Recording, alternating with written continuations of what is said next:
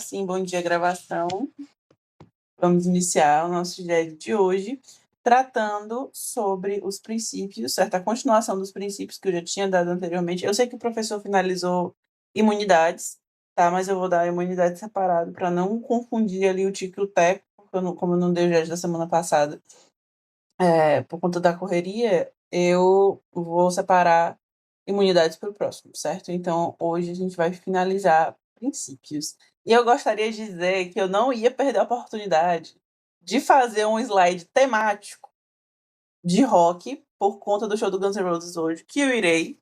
Sou uma grande fã, espero que tenha outros grandes fãs aqui, porque estou muito animada, estou monotemática, só sei falar disso, então claro que meu GED ia ser sobre isso.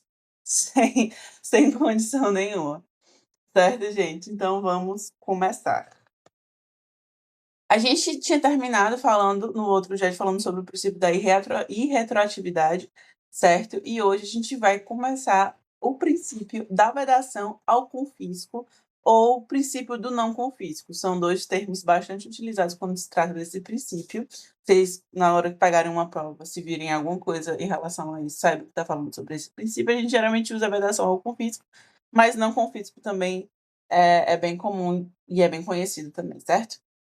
E o que é que ele diz, gente? Basicamente, ele está na Constituição, inclusive, né, frisando que todos os princípios que a gente está estudando estão na Constituição, certo? Acho que, se não me engano, não estão no CTN. Acho que não, tenho certeza que não estão no CTN.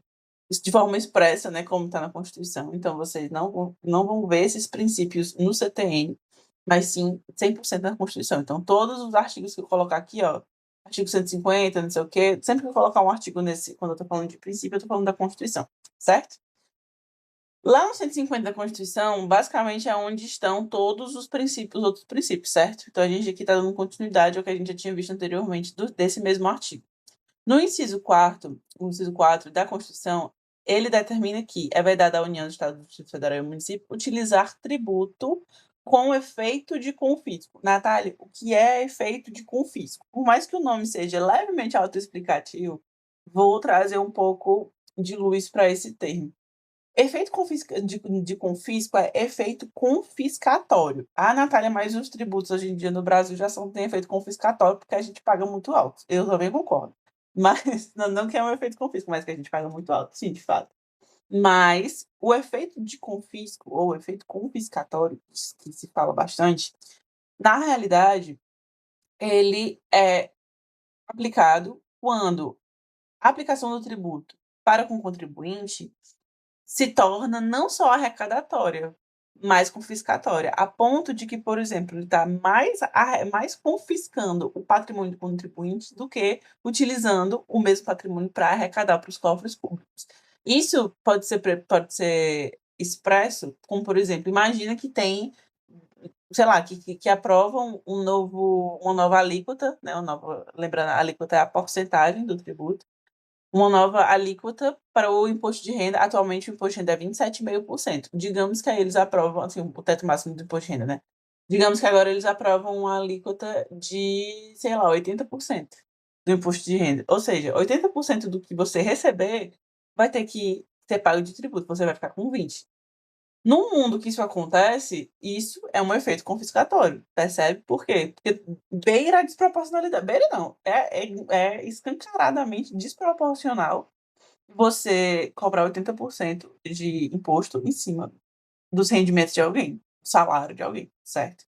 Então, por isso que aí eu coloquei aqui uma coisa bem extrema para conseguir ilustrar para vocês que o efeito de confisco, ele é utilizado, esse termo é utilizado quando, ou tá aqui, ó, até coloquei mais embaixo, quando ele confisca o patrimônio, a renda, os bens dos contribuintes. Confisca de modo que impede o seu funcionamento digno na sociedade, certo? A sua convivência digna na sociedade. Confiscar 80% de tudo que você recebe, né? De toda a sua renda para arrecadar de imposto, entra nesse efeito confisco.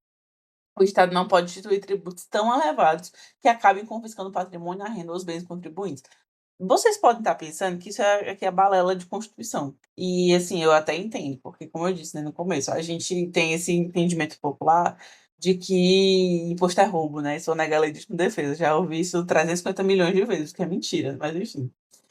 Porque a gente tem esse conceito na cabeça de que imposto é roubo, certo?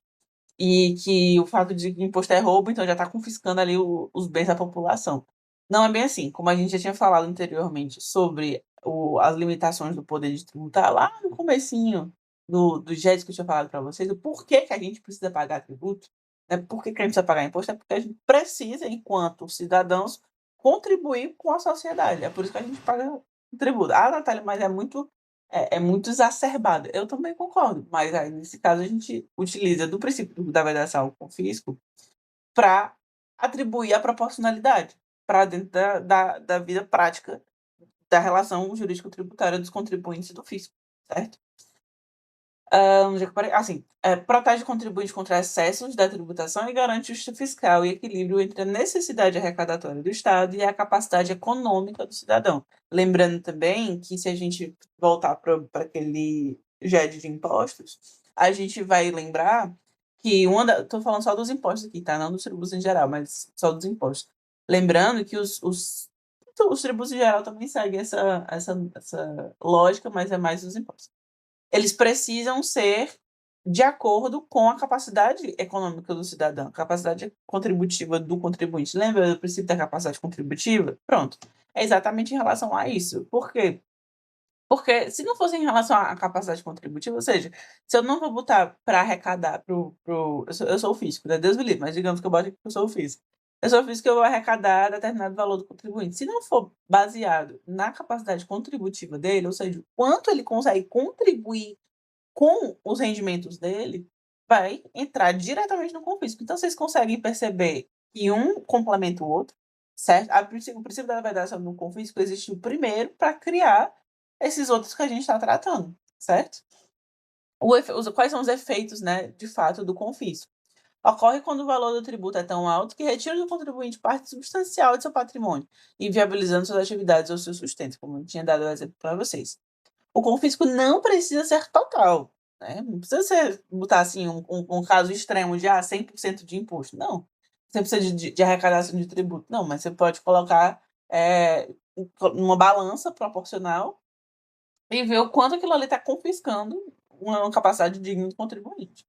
O confisco não precisa ser total, basta que a carga tributária seja excessiva a ponto de se tornar injusta e desproporcional. E agora, sim, trazendo um ponto fora da aula para vocês. Eu utilizei esse princípio da avaliação ao confisco em uma peça, antes de fazer essa cadeira, certo?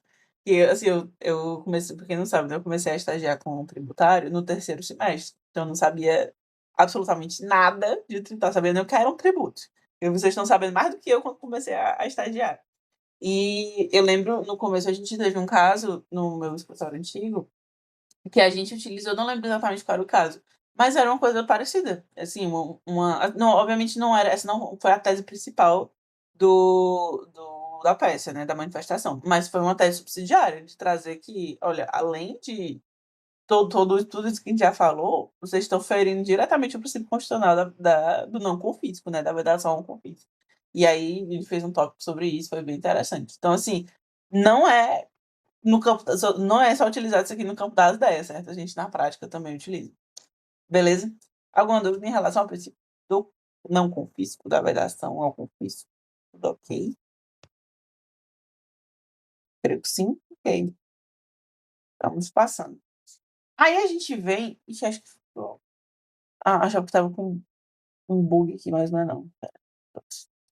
Aí a gente passa para o princípio da liberdade de tráfego, certo? Ele é mais simples do que parece, certo? O que é que significa? Lá no mesmo artigo 150, tá, da Constituição, agora no inciso 5, é vedada a União, blá, blá, blá, blá, blá, estabelecer limitações ao tráfego de pessoas ou bens por meio de tributos interestaduais ou intermunicipais, ressalvada a cobrança de pedágio, é isso que a gente vai ver já já. Então, vamos parar aqui no intermunicipais. Limitar o tráfego de pessoas ou bens por meio de tributos interestaduais ou intermunicipais. Imagina que tu tá aqui indo do Ceará para o Piauí, e assim, trafegando, indo do Ceará para o Piauí, né, fazendo não sei lá o quê, honestamente não sei o que eu, Natália, que me faria sair daqui para o Piauí, vou colocar aqui, né. E aí eu tô aqui andando, certo, na rodovia, dirijo uma rodovia estadual, ou interestadual, né, no caso. E aí, para eu passar de um estado para o outro, eu preciso pagar imposto, tributo, sei lá. Não, se você não passar, você não, se não passar, você não paga, se não pagar, você não passa não. Oxe, é pedágio? Não, não é pedágio. É aqui, aí eles, porque o pedágio é diferente, não é pedágio, tá? Eu tô colocando aqui um caso bem extremo para que vocês possam entender.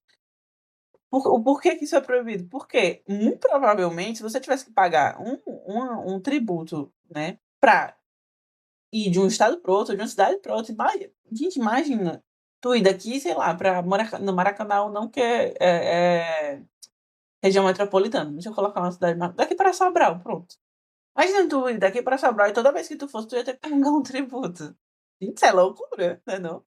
Ou seja, o princípio da liberdade de tráfico, né, é mais simples, como eu disse, é mais simples do que parece. Por quê? Porque ele veda que estados, União, estados ou Distrito Federal, municípios coloquem, né, estabeleçam essas limitações ao tráfico por meio de tributos, certo? Então, essa prática não é permitida, que é diferente do pedágio, que a gente vai ver já já, só um minuto. O que esse princípio garante? A livre circulação de pessoas, bens e serviços em todo o território nacional sem a imposição de tributos que dificultem ou impeçam o deslocamento. O Estado não pode utilizar tributos como barreiras econômicas entre os entes federativos, certo? E, gente, toda vez que eu dou esse GED, eu lembro de um exemplo que não aconteceu nem comigo. E não fui nem eu que ouvi. Eu ouvi do meu pai, que o meu pai esteve antigamente, né, em 1900 e bolinha, em uma palestra com o professor Hugo de Brito Machado, pai. Não sei se aqui o pessoal é inteirado dos doutrinadores, mas o professor Hugo de Brito Machado é um dos maiores doutrinadores do Brasil, de todos os tempos, do direito tributário, e é cearense, certo? É daqui de Ceará, foi professor, se eu não me engano, da UFC. Hoje em dia a gente tem o filho dele, né, o segundo, tá aí também, grande, grande doutrinador. Mas uma vez meu pai estava assistindo uma palestra do Hugo pai, né, o Brito Machado pai, que já é falecido, inclusive. E ele me contando essa história, que ele estava na palestra do Hugo, contando, o professor Hugo contando que uma vez, muito, muito tempo atrás, não sei nem se foi antes da Constituição ou depois da Constituição de 98, de 88, que ele estava contando que ele estava indo, o professor Hugo estava indo daqui de Fortaleza para uma fazenda dele, agora eu não lembro onde é que era, tipo Beberibe, era uma coisa assim, estava indo para um sítio dele lá, com uma caminhonete cheia de coisa dentro. Cheia de coisa de sítio, sabe? Que eu não sei o que é, porque eu não sou inteirada do sítio. Mas assim, cheio de pá, de adubo, de, sei lá, corda, mangueira, essas coisas de sítio. E aí ele estava indo e foi parado por uma fiscalização móvel. Não sei se isso, acho que isso existe ainda, não sei, mas assim, fiscalização móvel é literalmente um auditor da Receita, né? Um auditor, nesse caso era um auditor estadual, estava andando, viu, né, que ele estava carregando esse monte de coisa na caçamba, e parou ele e falou assim: não, você vai ter que ser, aquela, você está sendo autuado, porque isso aí tipo, aí colocou, sei lá, acho que era cobrança de ICMS, né, que é circulação de mercadorias e serviços. Não, porque se aí você tá, não sei se era ICMS, mas era alguma coisa assim, sabe? Algum tributo desse tipo. E aí ele foi autuado, em tese, né? Foi autuado porque estava carregando de uma cidade para outra essas mercadorias. E, dada a quantidade, o fiscal achou que ele estava vendendo. Só que ele não estava vendendo, ele estava levando para o sítio dele. Entendeu? Ou seja, isso é uma conduta abusiva. Ele fez, né, a defesa, fez a defesa toda certinha. E foi. E a multa foi desconstituída, o que é muito interessante, justamente por conta do princípio da liberdade de tráfico, certo? Que fala justamente sobre isso. Então, voltando aqui para a nossa aula. Esse princípio ele serve justamente para que não existam essas barreiras, tanto entre estados quanto entre estados. Porque se tivesse, o povo não ia circular. Resumidamente, é isso. Possui como finalidade assegurar a unidade econômica e territorial do país, evitar barreiras fiscais internas que prejudiquem o livre comércio, como eu acabei de falar para vocês, promover a livre iniciativa e a integração nacional e impedir a discriminação regional de competição desleal entre estados e municípios. Com base nesse princípio, é vedado criar impostos, tais contribuições, né, tributos em geral, que restringam o transporte de pessoas e mercadorias entre estados e municípios. E também é vedado estabelecer tributos que funcionem como pedágios disfarçados ou barreiras de acesso a determinados territórios. E cobrar taxas de entrada ou saída de produtos, exceto nos casos expressamente permitidos na Constituição. Aí agora a gente entra na exceção constitucional, que é o pedágio. A Constituição admite apenas uma exceção ao princípio da liberdade de tráfego, que é o pedágio, né? A cobrança é permitida desde que seja contraprestação. Opa, vocês lembram aí das taxas? Não, eu não acho que o pedágio não é uma taxa, não lembro agora de cabeça. Mas aqui a gente traz o mesmo conceito das taxas, uma contraprestação pelo uso das vias conservadas pelo poder público. Ou seja, se eu estou passando naquela via. Opa! Se eu estou passando naquela via, eu pago aquele pedágio e ele precisa ser direcionado, né, utilizado e vinculado a essa destinação. A receita precisa ser destinada especificamente à manutenção das vias públicas, ok? Tem a natureza. Ah, pronto, eu lembrei. Tem a natureza de taxa ao preço público, não de imposto. Não pode ser um imposto, definitivamente. Seja, porque lembrando, né, que a diferença do impostos dos impostos para as taxas, né, completamente diferentes. Então, nesse caso, por exemplo, se fosse um imposto, ele não seria destinado à manutenção da rodovia, certo? Ele seria destinado aos cofres públicos e lá se disparia, seria utilizado como o poder público bem entendesse. Mas aqui nesse caso, ele exige a contraprestação da receita, ou seja, a receita daquele pedágio precisa ser utilizada diretamente na manutenção das rodovias. Ou, assim, né, na utilização da rodovia no geral, seja destinada à manutenção e conservação da via. Assim, o pedágio não viola o princípio, pois não é uma barreira ao tráfego, mas um pagamento pelo serviço prestado, certo? Então, tem natureza de taxa ou preço público. Alguma dúvida, gente? Estou falando muito rápido, tudo ok, tudo show. Se precisarem, por favor, falem aí no chat, estou tendo acesso aqui, ok? Agora, a gente traz outro princípio com esses nomes de. Gente, vocês vão ver, esses princípios eles todos têm nomes super complexos, mas eles são muito simples, ok? O princípio da uniformidade geográfica da tributação. O que é que isso significa?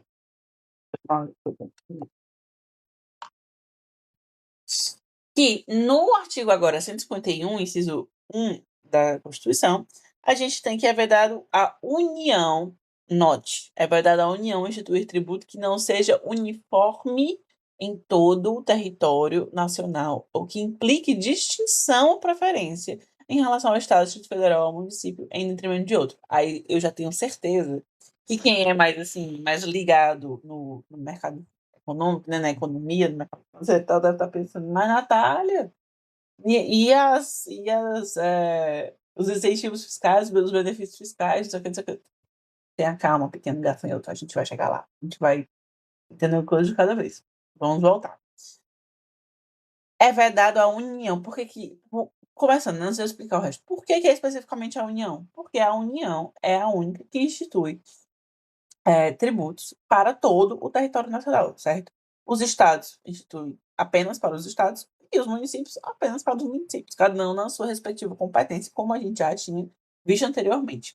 Ok? Então, nesse princípio, é vedado apenas a União instituir tributos que não seja uniforme em todo o território nacional, certo? E aí, implica distinção ou preferência, a gente vai falar já já. Esse princípio determina que os tributos federais, ou seja, apenas os instituídos pela União, devem ter aplicação uniforme em todo o território nacional, sem distinções regionais ou locais. A União não pode criar tributos com valores, alíquotas ou condições diferentes para cada estado ou município, garantindo igualdade fiscal entre as regiões do país. Vocês também devem estar pensando, Natália, mas por que que a gente tem tributos que têm valores, alíquotas ou condições diferentes? Porque eles são majoritariamente tributos estaduais ou municipais, a exemplo do ICMS, né? O Imposto sobre Circulação de Mercadorias e Serviços é um imposto estadual, de competência estadual, criado em cada estado. Cada estado tem o seu próprio ICMS, tem o seu próprio regulamento do ICMS. Ou seja, a gente tem 27 regulamentos do ICMS no Brasil, o que é o caos. Caos completo. Na minha concepção, é um dos tributos mais difíceis de se estudar, é o ICMS, justamente porque ele tem um em cada estado, certo?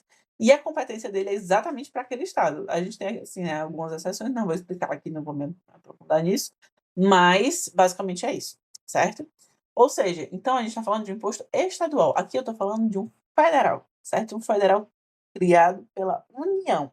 A União, por exemplo, sabe, vou dar um exemplo para vocês de tributo federal, imposto de renda. Imagina se, por exemplo, o imposto de renda ele fosse uma alíquota aqui em Fortaleza, outra alíquota em São Paulo, outra alíquota no Rio, outra, sabe? Aí começou a baldear, né? Começou a ficar loucura. Ou seja, por isso que os tributos federais, especificamente, têm que ser único, né, unitários, uniformes em todo o território nacional, em regra. Tem como finalidade garantir a isonomia federativa e evitar privilégios regionais, garantir o equilíbrio econômico entre os entes da federação, impedir que a União use a tributação como instrumento político para favorecer determinadas regiões e também promover a unidade nacional e a justiça fiscal territorial. Aí a gente trata agora das exceções. Como sempre, né, tudo nessa vida tem exceção, esse aqui também tem. A Constituição permite exceções à uniformidade geográfica, quando houver objetivo de promover o desenvolvimento regional equilibrado. Lembra que eu falei? Já comecei falando, né, pessoal inteirada deve estar se perguntando sobre as exceções. Pronto. A parte final do artigo 151, inciso 1, fala exatamente que é permitido à União conceder incentivos fiscais destinados a promover o equilíbrio do desenvolvimento socioeconômico entre as diferentes regiões do país. Apesar de que isso, né, a gente sabe que está acabando aí com a reforma tributária, mas aqui a gente está aprendendo enquanto não está instituído, certo? Assim, a União pode adotar benefícios fiscais voltados a reduzir desigualdades regionais, como Zona Franca de Manaus, Programa de Desenvolvimento do Nordeste, incentivos à Amazônia. Eu coloquei aqui alguns exemplos caso vocês queiram pesquisar depois, mas assim, só para saber, certo? A importância prática disso é que impede que o governo federal crie tributos discriminatórios por região, ou seja, isso que não é uma discriminação, é um incentivo, certo? Um tratamento. Oh, meu Deus, como é que é a palavra? Esqueci agora. Não é um tratamento igualitário, né? É um tratamento equitativo, lembrei. Então, não é necessariamente tratar todos os estados de forma igual, mas, né, com equidade. Favorece a coesão nacional e a competitividade equilibrada entre os mercados regionais e permite incentivos fiscais justos, quando voltados ao desenvolvimento econômico e social. Ok, rapaziada. Alguma dúvida? Certo. Beleza. Ok. Sinto que vocês morreram, mas tudo bem. Faz parte do rock. Se já tiverem alguma dúvida, mandem ver. Olha, maravilha. Beleza. Obrigado. Agora a gente, né, se encaminhando já para o final. Eu acho que o pessoal que está mais esperando pelo tirar dúvidas, né, no final da prova de extensão. Então a gente está acabando. Tenho fé e paciência. A gente fala do princípio da vedação às isenções heterônomas ou heterotópicas. Mais um nome complexo, desnecessariamente complexo, né? O que é que isso quer dizer na prática? Lá no mesmo artigo 151 do princípio passado, inciso 3, dispõe que é vedado à União, lembre-se somente à União, instituir isenções de tributos da competência do Estado, Distrito Federal ou município. Basicamente, esse princípio diz que o que a gente já sabia, né, porque a gente já estudou sobre isso aqui, ele diz que um ente federativo, né, no caso a União, não mete o dedo na competência do Estado, Distrito Federal e município. Só que aqui ele trata mais especificamente das isenções que a gente vai ver mais para frente quando estiver ali nas imunidades. Você já deve estar vendo, né, agora com o professor, mas a gente, no nosso jeito, vai tratar um pouco mais para frente. Diz exatamente isso. É vedado à União instituir isenções de tributos estaduais e municipais. Gente, um catatal de nome desse aí para falar um negócio tão simples, né? O ente federativo não pode conceder isenção de tributo que pertence à competência, faltou o O aqui, mas tudo bem, a competência de outro ente, ou seja, um não mede o dedo da competência do outro. A União não pode isentar tributo estadual ou municipal, o Estado não pode isentar tributo municipal ou federal, eita, tudo está errado. E o município não pode isentar tributo federal ou estadual. O termo heterônoma ou heterotópica indica justamente a interferência indevida de um ente sobre a competência tributária do outro. Explicando, né? Caso não tenham entendido aí esses nomes complexos. Tem como finalidade preservar a autonomia tributária de cada ente federativo, evitar interferências e conflito de competência entre os entes, assegurar o equilíbrio federativo, princípio fundamental da Constituição e também do direito tributário, e garantir a segurança jurídica e previsibilidade da arrecadação tributária. Ok? Aí a gente tem algumas aplicações, só trazendo para vocês, né? Tanto a aplicação prática quanto as exceções. A União, por exemplo, a aplicação prática, né? A União não pode editar uma lei que isente ICMS, que é o imposto estadual, ou IPTU, que é o imposto municipal. Ou, né, aqui no caso da vedação às isenções, ela não pode colocar, né? Eu estou usando essa palavra, colocar o dedo para ficar fácil, mas ela não pode interferir nas isenções do ICMS, do IPTU, do IPVA, pode sair botando aí, certo?